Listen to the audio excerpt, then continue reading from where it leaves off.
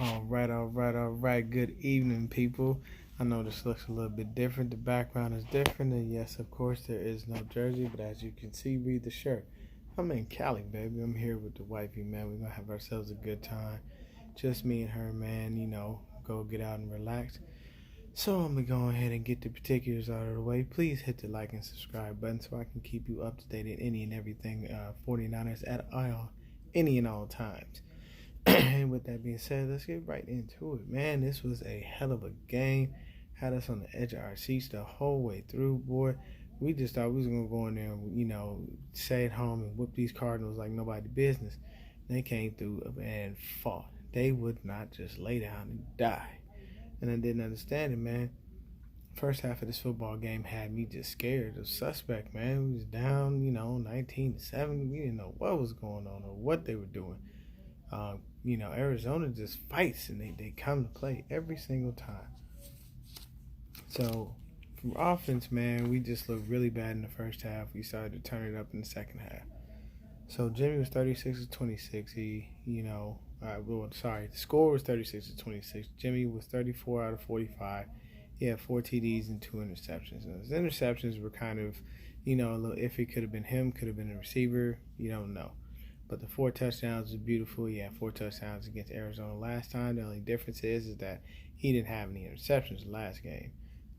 So the one thing that's been non-existent these past couple of games, people, is our running game. Our running game has just been, people have found a way just to stop our running game altogether. This game, we had 34 yards of rushing, man, and that's between 2 to 3 different people. So that's actually not good at all, man. Our running game has been found out. And the line has not been doing very well with, the blocking schemes and everything. People are just finding ways to take us out. But on the bright side, the passing has gotten a little bit better. The unfortunate thing is we keep dropping the ball and dropping the ball and dropping the ball. And that's the worst thing, man. Debo dropped one, Pettis, KB. Everybody's dropping them at the wrong times, and we can't continue to have that, man. We got to have people who focus, catch the ball, make the plays. But Debo played great, man. 8 receptions, 134 yards. Juice, 7 catches, 63 yards. TC, 3 catches, 48 yards. Emmanuel Sanders had a few catches, but he went out of the game with that rib injury again. He did not return, so he's probably going to miss some time. Ross Dwelly, 4 catches for 14 yards, but what matters for him is that man had 2 TDs. That's all that matters. You could have 2 catches for 2 yards. If both of them is for a touchdown, they're great in my book. That's how I look at it. KB, 31 yards in the TD. Jeff Wilson Jr., we caught him out of the backfield on the route. 1 catch, 25 yards in the touchdown. So that was the beauty of that, man. The offense, even with the snags and mishaps and things of that nature and things that didn't go right for them, they still wound up, man, coming around and pulling things out and putting it together in a great way, man. So that's awesome for us, man. We find ways to win, and we find ways to continue to be resilient and do what we need to do. Now the defense did their job as they always do, and they did exactly what they could. So Fred Warner led us with 12 tackles. Dre Greenlaw, he had 10 tackles. Jimmy Ward had a sack. D Ford had a sack, but he left the game with an apparent hamstring injury. He did not return. Probably missed some time, man. I mean, this dude doesn't. He had an issue staying healthy before, all of his career. So we're gonna hope that this isn't significant and that he's, ready to go. Defoe had a sack. Eric Armstead had a sack. DJ Reed, at the end of the game. So we had this game won. We was up 30 to 23, and next thing you know, it's toward the end of the game. They get the ball back, and they're trying to score, but they did a lateral, and that ball just bounced and moved every which way you could think of. And what happened? DJ Reed picked that joint up, going for the score, and we get it back, baby. So it looked like a kettle did play today, so that was wonderful. Now, Mitch Wisnowski, 50.5 yards punting average on 2 punts. That's ridiculous. That is ridiculous. People, y'all got to understand, when somebody punt the ball that far, that is straight up crazy. And we got to do what we got to do on that, man. So that's lovely. Chase McLaughlin, no missed field goals today, no missed extra points. So he did his job. But most likely, Robbie Gould will be back next week because he probably only needed just 2 weeks to get over that hamstring injury. I believe we'll have George Kittle for this Sunday night game against the Green Bay Packers. Now, I can tell you, I'll be giving y'all an actual video about the Green Bay Packers versus San Francisco 49ers. So the Packers are coming off a bye. So they're well rested, they're fresh, they're ready. We're coming off back-to-back games where we have to fight tooth and nail, scratch, claw, and do whatever we could to actually win. So we did what we needed to do, and we're doing exactly everything that we can to be able to get these W's. And I believe we'll get this W next week against Green Bay. But this game against the Cardinals was a hard-fought game. It kept you on the edge of your seat.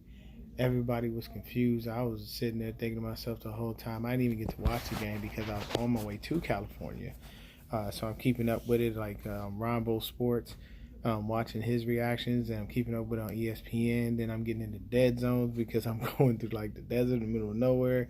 Like, you can just imagine how crazy it's been. But the beauty is we pulled off the W, and it shows our resiliency, man, because we have to continue to keep finding ways to win. And the thing is people are taking away our run game, but our pass game is doing what we need to do. I love this. We are doing great. You know, Jimmy's starting to show up, man. He's starting to throw more TDs than he do interceptions, and that's a beautiful thing. So I say, hey, we got to do what we got to do, man. And I can appreciate everything. Left that there. And I can appreciate that and everything that's going on, man. But I'll tell you this. This is going to be a wonderful thing for us. If this continues, man, then that's just going to show people that Jimmy can do what he needs to do. Jimmy can show you, I can win these games with my arm. We don't have to win these games on the ground, you know, because typically the way Shanahan's offense work is you set up the run sets up the pass, and every play that he runs is setting up another play. And most of his plays are either to get a first down. Some of the plays are for touchdowns. There's a variety of different things that go on. But as far as what he really does, his plays are all to set up the next play. Like, this dude is thinking so far ahead. His offensive mind is such genius that he's thinking 6, 7, 8, 9, 10 plays down the road, depending on what happens with the specific play that was just run. But I believe it's a beautiful thing for us to be able to go out there and get the W and be resilient and win and not let the home crowd down. We didn't let the home crowd down last week. Honestly, you want me to be 100% with you? I know we always say we win as a team, we lose as a team. Period, point blank. That was on Chase McLaughlin. If he'd kicked that damn field goal the way he was supposed to, and he'd have hit that, we would be 10-0 right now. We would not be 9-1. But either way, we're 9-1. We're still atop the division. We're still the best team in the NFC and in the NFL. I don't care what nobody says. I don't care what nobody thinks. At the end of the day, the 49ers are the best. We do everything that we need to do. And we're going to have a hell of a game next week against these damn Packers, man.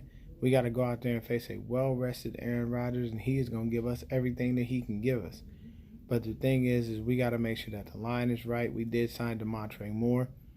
So having Moore there, if he's going to be able to take D Ford's place, then let him take D Ford's place. I'm not tripping. If Moore and Bosa come off the edge, then, hey, I'm with it all the way, baby. You get the big tall trees, Buckner and Armstead in the middle, you get Moore and Bosa coming off that edge as fast as they are, it's a wrap. It's a wrap. Aaron Rodgers ain't going to have time to throw the ball. So we just got to make sure we cover the guys, we cover these receivers, and we do what we need to do next week. But this game against the Cardinals was a hard-fought game. It showed our resiliency, we showed our toughness, and we made sure that everything went the way we needed it to go. Y'all have a wonderful evening. Y'all stay blessed. Y'all stay peaceful. Y'all stay not and faithful. And just as a quick note, man, I really appreciate all the love, all the subscribers, man. Like, thank you so much for being able to come to my channel, because I'm trying to grow this thing, man. I'm trying to grow it out of control to a point where I can get, other things going. And the more subscribers I get, the easier it makes it for me, man, because I want to be able to do a Q&A and, go live and have y'all questions come to me, and, and answer anything that y'all need. And believe you me, man, once again, Hit the like and subscribe button if you're watching this video. This is not an overreaction. The 49ers are the best fucking team in the NFL. We're the best in the NFC. And there ain't nobody better. And who has it better than us? Nobody. Y'all stay blessed. Y'all have a wonderful evening. Not a gang, not us for life, not a faithful. And I'm out.